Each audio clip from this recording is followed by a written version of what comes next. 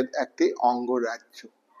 1975 সালের আগে সিকিমে ভারতের প্রশাসন ছিল, কিন্তু সিকিম আনুষ্ঠানিকভাবে ভারতের অঙ্গরাজ্যে পরিণত হয়েছে 1975 সালে।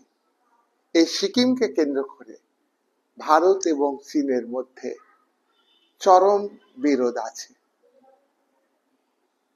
সিকিম ভারতের রাজ্য, কিন্তু চীন 2023 সালে তার ভৌগোলিক মাপে দেখায় সিকিম চীনের একটি অংশ। সিকিমকে চীন দখল করে নিতে চায়।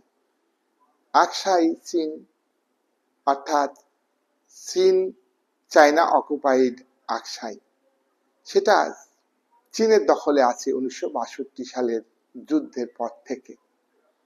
তারা আকসাইকে যেমন চীনের ভৌগোলিক ম্যাপে দেখায়, তেমনি সিকিমকে দেখাচ্ছে অরুণাচল প্রদেশকেও তাদের অংশ হিসাবে দেখাচ্ছে।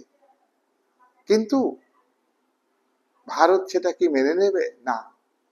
অরুণাচল ভারতের রাজ্য, সিকিমও ভারতের রাজ্য।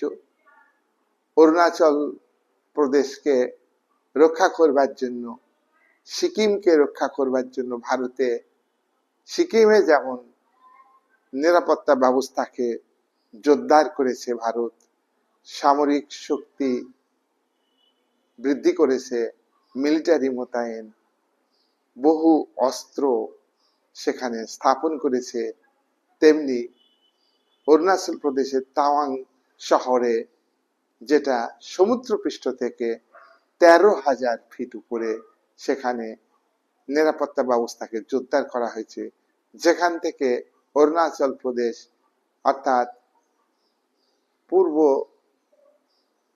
উত্তর পূর্ব ভারতের আরো 6টা রাজ্য অর্থাৎ 7 সিস্টার, তার সঙ্গে সিকিমের নিরাপত্তাকে জোরদার করেছে।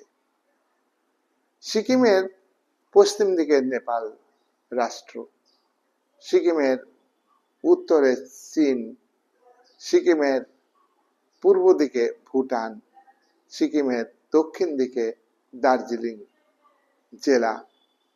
সুতরাং সিকিমের এই প্রাকৃতিক সৌন্দর্য, পর্যটক কেন্দ্র, বাণিজ্যের রাস্তা, নাথুলা গিরিপথের মাধ্যমে চীনের সঙ্গে বাণিজ্যিক সম্পর্ক আছে। এই সিকিম রাজ্য কখনোই চীন